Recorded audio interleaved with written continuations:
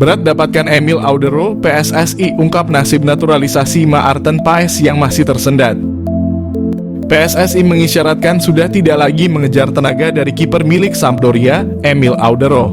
Pasalnya, PSSI kini tengah berupaya menuntaskan naturalisasi penjaga gawang FC Dallas, Maarten Paes yang masih tersendat.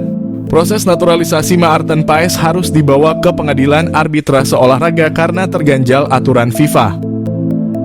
Mantan pemain FC Utrecht itu ternyata pernah membela timnas U21 Belanda pada ajang kualifikasi Piala Eropa U21 yang saat itu usianya sudah memasuki 22 tahun. Sementara berdasarkan regulasi FIFA, seorang pemain bisa berganti dan bermain untuk tim nasional lainnya jika berusia di bawah 21 tahun pada saat terakhir bermain, baik itu tim junior ataupun senior di pertandingan resmi. Sejauh ini PSSI terus menunggu jadwal sidang di CAS untuk menentukan nasib Paes. Dikatakan Arya Sinulinga, PSSI yakin Maarten Paes bisa segera membela timnas Indonesia. Kini Paes sudah berstatus sebagai warga negara Indonesia usai menjalani sumpah kewarganegaraan pada akhir April lalu. Jika naturalisasi sudah tuntas, Paes berpeluang debut bersama timnas Indonesia pada putaran ketiga kualifikasi Piala Dunia Zona Asia. Rencananya babak tersebut mulai berlangsung pada 5 September hingga Juni 2025. Sementara drawing ronde ketiga dijadwalkan digelar pada 27 Juni di Kuala Lumpur, Malaysia. Di putaran ketiga akan terbagi ke dalam 3 grup yang masing-masing dihuni 6 tim. Timnas Indonesia tempati pot 6 undian putaran ketiga kualifikasi Piala Dunia 2026, apa konsekuensinya? Timnas Indonesia menantikan undian putaran ketiga kualifikasi Piala Dunia Zona Asia. Drawing bakal dilakukan di Kuala Lumpur, Malaysia pada Kamis 27 Juni 2024. Putaran ketiga akan diikuti 18 peserta. Dalam undian ke-18 peserta itu akan dibagi dalam 3 grup yang berisi 6 tim. Nantinya 2 tim teratas masing-masing grup berhak lolos ke putaran final Piala Dunia. Untuk keperluan undian, tim yang lolos dibagi ke dalam 6 pot dengan masing-masing diisi 3 tim. Pembagian pot dilakukan berdasarkan ranking FIFA terbaru. Dikutip dari laman resmi FIFA, saat ini Timnas Indonesia menempati peringkat ke-134.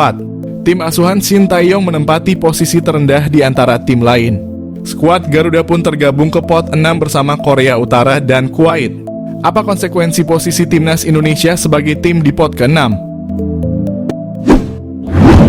Posisi tersebut menyebabkan Indonesia akan berada di grup berat. Semua tim kuat berpeluang menjadi lawan Indonesia. Hanya 2 tim yang tak mungkin berada satu grup dengan pasukan merah putih, yakni Korea Utara dan Kuwait.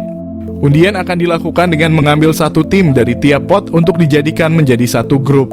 Karena itu Indonesia bisa saja mendapatkan grup berisi Jepang, Australia, Arab Saudi, Uni Emirat Arab, dan Cina. Kemungkinan lain juga tak kalah berat, misalnya Korea Selatan, Irak, Uzbekistan, Bahrain, dan Kirgistan. Selain itu, Indonesia bisa dikepung klub Timur Tengah seperti Iran, Irak, Arab Saudi, Bahrain, Oman, dan Palestina. Artinya, bila babak kedua bisa dilewati tim Garuda dengan tak mudah, tantangan di putaran ketiga akan lebih berat lagi.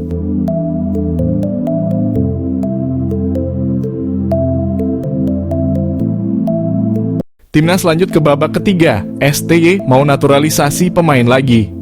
Seiring dengan langkah Timnas Indonesia yang melaju ke babak ketiga Piala Dunia 2026, pelatih Shin Tae-yong mengungkapkan keinginan merekrut pemain naturalisasi yang baru. Geliat naturalisasi di Timnas Indonesia bergeliat sejak lebih dari 1 dasawarsa silam. Keseriusan mendatangkan pemain-pemain berdarah Eropa kian menjadi dalam 4 tahun belakangan. Nama-nama berbau asing pun mendominasi Timnas Indonesia dalam beberapa pertandingan terakhir.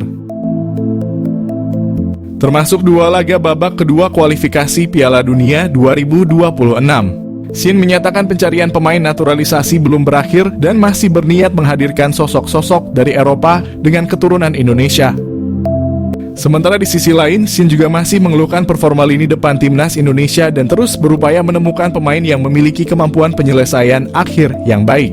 Dalam laga melawan Irak dan Filipina, Timnas Indonesia memiliki beberapa peluang namun hanya bisa mencetak 2 gol dari 2 laga tersebut. Shin tidak bisa memberi nilai baik kepada lini depan tim asuhannya. Meski terus mengevaluasi diri dengan baik, Shin pun akan mencari terus pemain-pemain depan yang lain.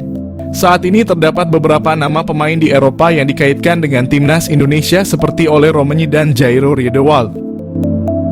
Romi merupakan pemain depan, sementara Riedewald adalah gelandang yang juga bisa bermain sebagai bek. Satu nama lain yang berposisi sebagai penyerang dan tinggal melakukan sumpah untuk mendapat status WNI adalah Jens Raven.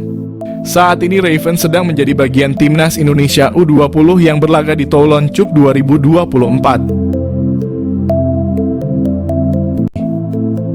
Timnas Indonesia lolos fase 3 kualifikasi Piala Dunia, naturalisasi jadi strategi penting. Ragam komentar mengiringi keberhasilan Timnas Indonesia melaju ke babak ketiga kualifikasi Piala Dunia. Ragam komentar pun tak lepas membahas kunci sukses dari Garuda melaju jauh di babak kualifikasi Piala Dunia, mengingat pencapaian tersebut adalah kali pertamanya. Sebelumnya Timnas Indonesia selalu kandas di babak penyisihan grup dan tentunya kalah bersaing dari dua tim Asia Tenggara seperti Thailand dan Vietnam. Namun itu dulu, kini Indonesia menjadi kekuatan baru sepak bola Asia Tenggara setelah sukses menjadi runner-up grup F. Pada laga terakhir grup F putaran kedua kualifikasi Piala Dunia, Timnas Indonesia sukses menumbangkan Filipina dengan skor 2-0 di Stadion Utama Gelora Bung Karno.